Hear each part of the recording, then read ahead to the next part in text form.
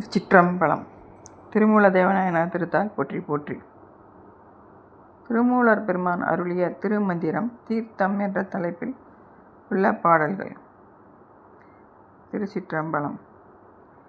கடலில் கெடுத்து குலத்தினில் காண்டல் உடலுற்று தேடுவார் தம்மை ஒப்பாரிலர். திடமுற்ற நந்தி திருவருளார் சென்று உடலில் புகுந்தமை ஒன்றறியாரே. திருச்சிற்றம்பலம். பொன்னை கடலில் போட்டு குளத்தில் தேடுறவங்களை போல அறிவிலிகள் யாரும் இல்லை. அதுபோல் நிலைத்த பற்றுக்கோடாக இருக்கக்கூடிய சிவபெருமான் ஆன்மாக்கள் மீது வைத்த அளவில்லாத கருணையால் அவங்க உடம்புல சென்று புகுந்த ஒரு செயலை அறியாமல் இருக்காங்க. பொன்னை கடலில் எரிஞ்சிட்டு குளத்தில் தேடுகின்ற அறிவிலிகளை போல இறைவன் உடலிடம் கொண்டு இருப்பதை அறியாமல் இருக்காங்க அப்படின்னு சொல்கிறாரு. மணிவாசகர் இதையே சொல்வார். இறைவனே, நீ என் உடலிடம் கொண்டாய், இனி உன்னை எண்ணிறக்கேனே அப்படின்னு சொல்லுவார். உயிர்களுக்கு உள்ள இறைவன் இருக்கான் அப்படிங்கிறத உணராமல் இருக்க அறிவிலிகள் அப்படின்னு இந்த பாடலில் காமிக்கிறாரு. அடுத்த பாடல்.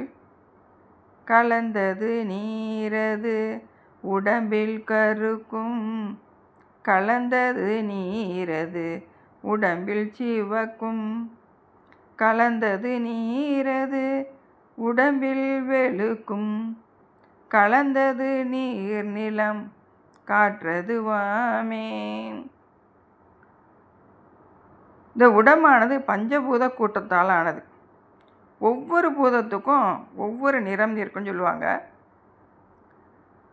அவற்றை நிலம் பொன்மை நிறமும், நீர் வெண்மை நிறம், தீ செம்மை நிறம், காற்று கருமை நிறம், வானம் புகைமை நிறம்.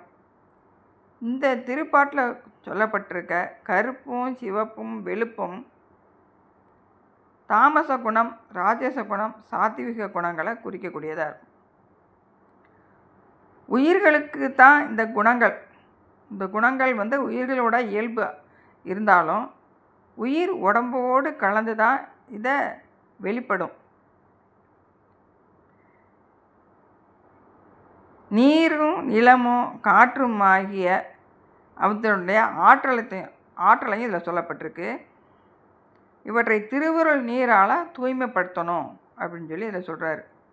நீர் வெளுப்பும், காற்று கருப்பும், நிலம் செம்மை கலந்த மஞ்சள் நிறமாகிய நிறத்தை உடையது என்பதை உண்மை விளக்க பாடல் சொல்லும். பொன் பார் புனல் வெண்மை, பொங்கும் அனல் சிவப்பு, வன்கால் கருமை, வளர்வான் தூமம் அப்படின்னு உண்மை விளக்க பாடல் சொல்லுது. முக்குணங்களையும் தாமசம், ராஜசம், சாத்விகம் இந்த முக்குணங்களையும் திருவருள் துணையால் சிவ நினைவால் தூய்மைப்படுத்துவதே தீர்த்தம் ஆடுவதாகும் அப்படின்னு சொல்லி இந்த பாடல்கள் மூலமாக நமக்கு சொல்லியிருக்கார். தீர்த்தம் என்ற தலைப்பின் தலையில். திருச்சிற்றம்பலம்.